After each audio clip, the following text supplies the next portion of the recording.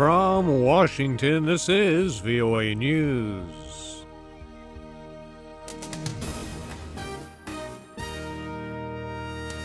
U.S. Russian talks begin on Syria's chemical weapons arsenal. Africa to lead the world in population growth. I'm Ray Kouguell reporting from Washington. U.S. Secretary of State John Kerry and his Russian counterpart Sergei Lavrov started talks late Thursday in Geneva aimed at getting Syria to dismantle its chemical weapons arsenal. Speaking before the meeting, Secretary Kerry said he hoped diplomacy can avoid a possible U.S. strike on Syria through the alleged role of Syrian government forces in a chemical weapons attack last month outside Damascus. Secretary Kerry said it is too soon, though, to tell if diplomacy will succeed. It has to be real.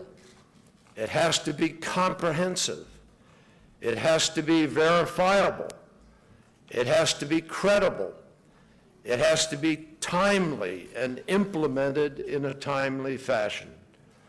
And finally, there ought to be consequences if it doesn't take place. Secretary Kerry says that while the U.S. and Russia disagree over who was responsible for the poison gas attack, there is no question that civilians died and chemical weapons are a threat in the Syrian civil war.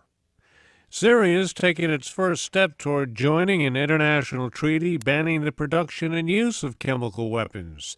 VOA's Margaret Bashir reports. UN spokesman Farhan Haq told reporters the UN received a document Thursday from the Syrian government that concerns its accession to the 1993 Chemical Weapons Convention. There's a process to be followed to join the Chemical Weapons Convention Treaty, and this is a step towards that. Haq said the United Nations is translating and reviewing the document. The Chemical Weapons Convention of 1993 prohibits the development, production, acquisition, and use of chemical weapons by signatories. Only 7 countries, including Syria, have until now not ratified this treaty. Margaret Bashir, VOA News, the United Nations. A Washington-based research group says North Korea has likely restarted a plutonium reactor, possibly making good on a pledge to expand its nuclear weapons program.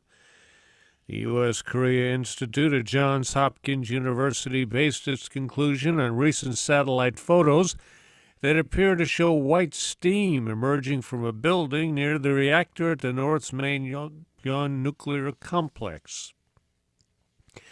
Japan's Prime Minister Shinzo Abe warns his country should boost its military readiness because of what he called repeated provocations against Tokyo.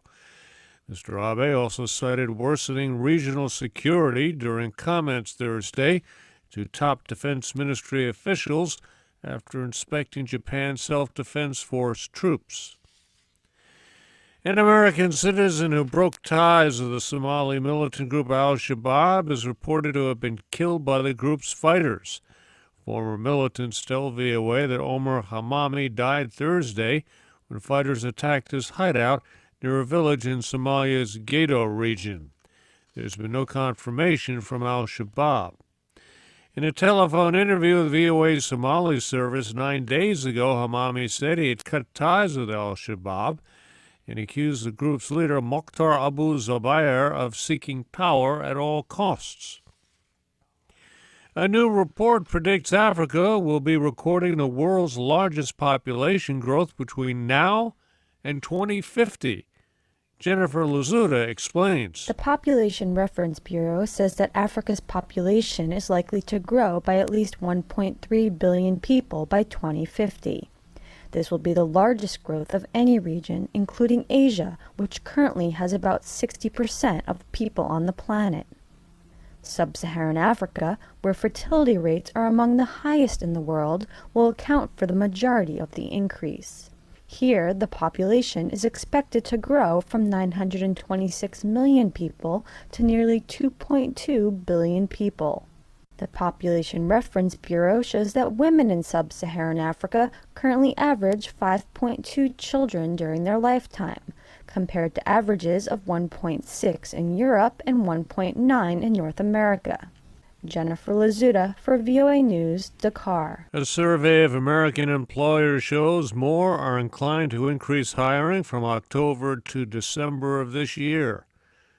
Job growth is the key in the U.S. is a key consideration as policymakers at the country's central bank consider whether to start trimming stimulative measures they've deployed to boost the economy from the depths of the 2009 recession.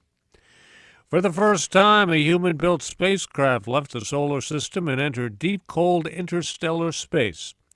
NASA says the Voyager 1 space probe, launched back in 1977, is now 19 billion kilometers from the sun, and it's crossed into an unexplored and unknown frontier. Voyager will now probe parts of the universe never explored, and if all goes as planned, will radio back details of discoveries until 2025, when its nuclear fuel is expected to run out. I'm Ray Kouguell, VOA News.